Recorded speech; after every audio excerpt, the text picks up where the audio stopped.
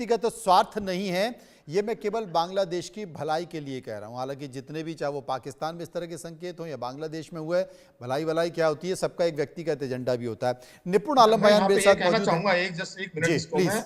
जो ये लोग करते हैं वो सडनली करते हैं, वो कोई बताता नहीं है फिर।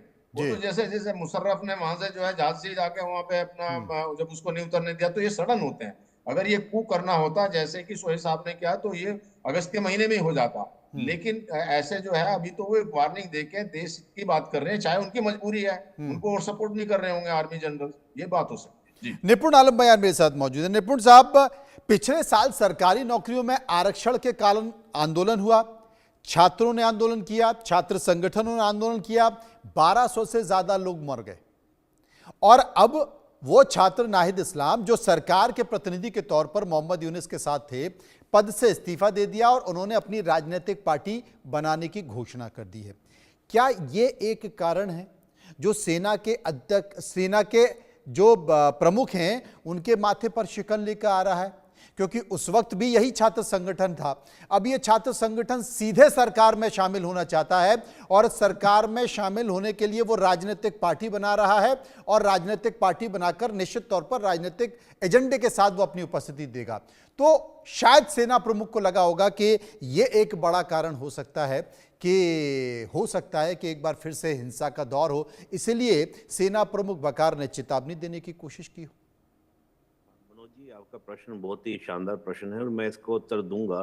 इसका प्रश्न का उत्तर जो हमें मिलेगा वो अंतर्राष्ट्रीय संबंधों की थ्योरी में मिलेगा। एक थ्योरी कही जाती है शक्ति सत्ता वैधता, यानी कि शक्ति के माध्यम से आप सत्ता तो हासिल कर लेते हैं, लेकिन उस सत्ता को चाहिए होती है वैधता, जिसको हम लेजिटिमेसी कहते हैं कि पावर के माध्यम से आपने अथॉरिटी तो ले लेंगे, लेजिटिमेसी चाहिए। और लेजिटिमेसी कैसे मिलेगी? लेजिटिमेसी मिलती है कि जब आप इलेक्शन करते हैं, चुनाव करते हैं, चुनाव के माध्यम से। और चुनाव लड़ने के लिए आपको क्या चाहिए? पॉलिटिकल पार्टी चाहिए। पॉलिटिकल पार्टी कब बनती है? अब पॉलिटिकल पार्टी बनने के लिए आपको क्या चाहिए? पॉलिटिकल पार्टी बनने के लिए आपको 3 चीजें चाहिए होती हैं। पहला, एक विचारधारा, एक आइडियोलॉजी जिसको लेकर आप आगे बढ़े, एक आइडियोलॉजी आपके पास होनी चाहिए। दूसरा, आपके पास नेतृत्व, और तीसरा, आपके पास संगठन। अभी जब मैं आपने नादिर हसन की जब बात कही, तो जो हसन है उनके पास है कि आपका संगठन तो तैयार हो रहा है, ये मैं जान रहा हूं, हम लोग कई बार चर्चा कर भी चुके हैं। जो एनजीओ थे जिन्होंने इस पूरे आंदोलन को समर्थन दिया था, सपोर्ट किया था, तो वहां से इनको संगठन तो मिल सकता है, लेकिन आइडियोलॉजी क्या लेकर आएंगे, विचारधारा क्या लेकर आएंगे? विचारधारा तो वहां पर 3 पार्टियों के पास पहले से है। अवामी लीग बात करती है बंगाली नेशनलिज्म की, जब हम बात करते हैं बीएनपी की, तो बीएनपी उग्र राष्ट्रवाद की बात करती है, और जमात बात करती है इस्लामिक नेशनलिज्म की बात करती है। इनके पास ऐसी कौन सी आइडियोलॉजी है जिस आइडियोलॉजी को लेकर आएंगे? मैं मानता हूं कि आइडियोलॉजी की बात करेंगे कि हम बांग्लादेश का विकास करेंगे, विकासात्मक, लेकिन विकास तो हर पार्टी करती है, तो कोई एक खास आइडियोलॉजी आपको लेकर आनी पड़ेगी। और दूसरा, नेतृत्व, तो अगर नाहिद हसन की हम बात करते हैं, तो देखिए एक युवा है, युवा के नाते अगर वो के मैं लीडरशिप करूंगा, तो मुझे संदेह है कि युवाओं के अलावा अन्य और जो वर्ग होता है, क्या वो उनकी लीडरशिप को स्वीकार करेगा? मुझे संदेह है। लेकिन लिहाजा एक तो ये पहलू हमने देखा। दूसरा भी हम जो देख रहे हैं, जो सेना प्रमुख का जो बयान है, वो बयान काफी सारे मायने उसके देखने को मिलते हैं। और मायने केवल एक नहीं, देखिए हम जब देख रहे हैं जिस प्रकार से डोनाल्ड ट्रंप का एक रवैया रहा है डीप स्टेट के अगेंस्ट, और डीप स्टेट से आने वाला जो सपोर्ट था वो टोटल बंद हुआ, इवन अमेरिका से मिलने वाली जो यूएस एड है वो बंद हुई।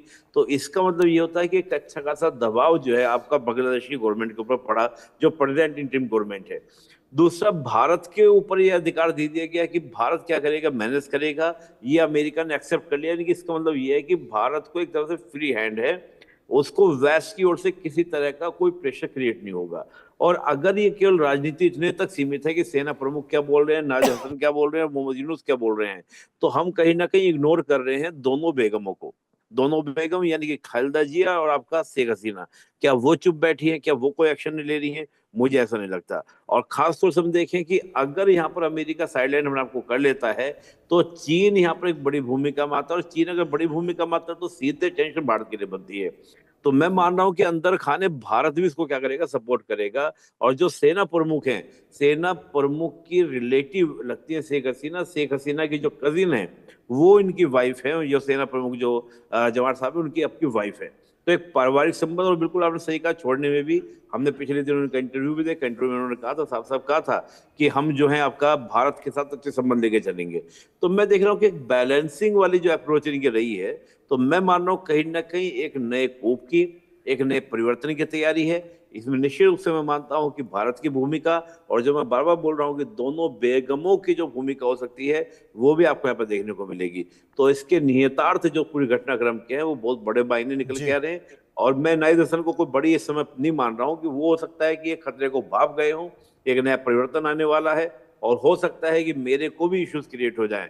तो पहले क्या होता है कि इस प्रकार के लोग पहले क्या करते हैं, मैदान छोड़कर भाग लेते हैं। तो जी। मैं उस अकॉर्डिंग इसको देख रहा हूँ। जी, हिमांशु भट्ट मेरे साथ मौजूद हैं। हिमांशु भट्ट साहब, आपने देखा होगा कि हालांकि भारत में है शेख हसीना, शेख हसीना में पहले सोशल मीडिया के जरिए ये संकेत देने की कोशिश की कि बस अब बहुत हुआ, अब बर्दाश्त नहीं किया जाएगा। पाकिस्तान की सत्ता में जो बैठा है वो कोई नेता नहीं है, वो कोई शांति का महारथी नहीं है, बल्कि वो आतंकवादी है। पाकिस्तान की सरकार इस वक्त आतंकवादियों के हाथ में है।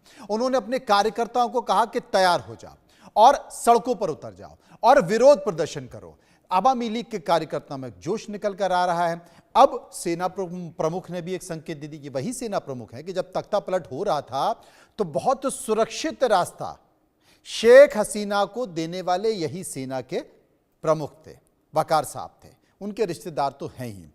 और तो क्या यह माना जाए कि हिंदुस्तान में बैठकर शेख हसीना गोटियां फिट कर रही हैं और गोटियां फिट करते हुए अपने कार्यकर्ताओं में भरोसा जगाना, उनमें एक नया उत्साह बनाना, सेना को मोबिलाइज करना, सेना को संकेत देना, और इसके साथ साथ उन्होंने ये भी कह दिया था सबसे कि चुन चुन के हिसाब लिया जाएगा, और जितने भी लोग इस नरसंहार के जिम्मेदार हैं, जो कार्यकर्ताओं को परेशान कर रहे हैं आवामी लीग के, जो कलाकारों को मार रहे हैं, जो साहित्यकारों को मार रहे हैं, उन सबको हिसाब किताब देना होगा। तो क्या ये मान लिया जाए कि शेख हसीना अपनी गोटियां फिट कर रही हैं, या बांग्लादेश के कैनवास में जो कि अभी बदरंग हो चुका है, ब्लैक एंड व्हाइट है, उसमें रंग भरने की कोशिश कर रही हैं? शोएब जी मेरी बात से यकीन करेंगे, ये शेख हसीना गोटियां फिट नहीं कर रही सर। ये अंतरराष्ट्रीय कैनवास के ऊपर बांग्लादेश के अंदर एक रण क्षेत्र बना हुआ है। 5 अगस्त से शुरू हुई वारदात।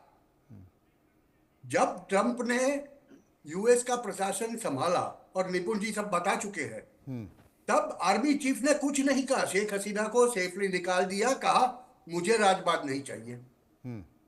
इसके बाद आप डॉट्स को ज्वाइन करने की कोशिश कीजिए। मनोज जी, आपने जो कहा ना शेख हसीना गोटियां फिट कर रही है, उसके जवाब आपको पिछले 4-5 डॉट से मिल जाएगा। पहली बात तो यह है कि एक तरफ जयशंकर जी, जब से ट्रंप ने बोला prime minister will take care of it, वे टेक केयर ऑफ बांग्लादेश, उसके बाद से जयशंकर जी ने ये जो सरकार जो कुछ चल रही है उसके विदेश सचिव को कुछ बोला, जो हमने देखा डिप्लोमेटिक भाषा में जो बताया उससे भी कहीं कुछ बोला होगा। सीधी दो टूक भाषा में बोल दिया गया होगा, भैया अब बहुत हुआ, अब संभल जाओ वरना तकलीफ होगी। बस इतना ही बोलना होता है, और ये बोल दिया गया। उसके बाद आप देख रहे हैं उनके आर्मी चीफ का स्टेटमेंट आता है। वो क्या कहते हैं कि बांग्लादेश के अंदर जो भी घटनाएं वारदातें हो रही है, वो वारदातों का जन्मदाता पुराना deep state Sino Wahhabi leftist cabal, मैं सीधी भाषा में कहूं तो अभी उसका सपोर्ट बेस एक जमायती के अलावा और कुछ नहीं है। उन्होंने तो फॉर्मूला तैयार कर दिया था -2 का। -2 मतलब माइनस शेख हसीना एंड खालिदा जिया। वो तो कुछ कामयाब नहीं हुआ। तकलीफ वहां पर वो है कि बांग्लादेशी आवाम पेशेंट नहीं है, आंदोलनजीवी प्रजा है, हर एक छोटी छोटी बात पे आंदोलन कर देती है, और यूनुस जैसे मुखिया को पब्लिक सपोर्ट, पॉपुलर सपोर्ट कुछ नहीं मिल रहा। जो हकीकत हो रही है वहां पर वो दिखता है। तो आपको ये दिखेगा, ये सबका कॉकटेल जब आता है, उसके साथ में जो बातें कही जा रही है कि हम ईरानियन मॉडल लाएंगे, हम आईसिस का मॉडल लाएंगे, हम ये करेंगे, आईएसआई के थ्रू आईसिस आएगा, ईरान का आएगा, सीरिया का आएगा, you will find all this flags. Bangladesh के अंदर पब्लिक पे एजिटेशन होते हैं तो ये सब चीजों के झंडे आपको मिलते हैं। ये दर्शाता है कि वहां पर रोजगार धंधा खत्म हो चुका है, 50% इंडस्ट्रीज बंद है। ऐसे में लोग, हर एक आदमी, आवाम रास्ता के ऊपर आ गया, रोड के ऊपर, और फिर जब हिंसा होता है तब वो हिंसा में पहला टारगेट बनता है माइनॉरिटी। पहला टारगेट माइनॉरिटी बनता है। और इनकी एक भौगोलिक विषमता ये है बांग्लादेश की, वो तो कोई बदल नहीं सकता, और वो ये कि वो 3 तरफ से भारत से घिरे हुए हैं और एक तरफ इनका समुद्र जी।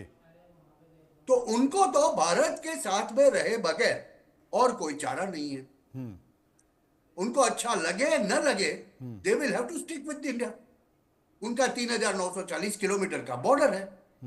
अभी ऐसी स्थिति के अंदर अगर आर्मी चीफ की कोई मंशा हो भी, तो ये एक देश ऐसा है कि 1971 में आजाद होने के बाद कितने ज्यादा कूच, मिलिट्री कूच बांग्लादेश के अंदर हो चुके हैं, पाकिस्तान से भी ज्यादा।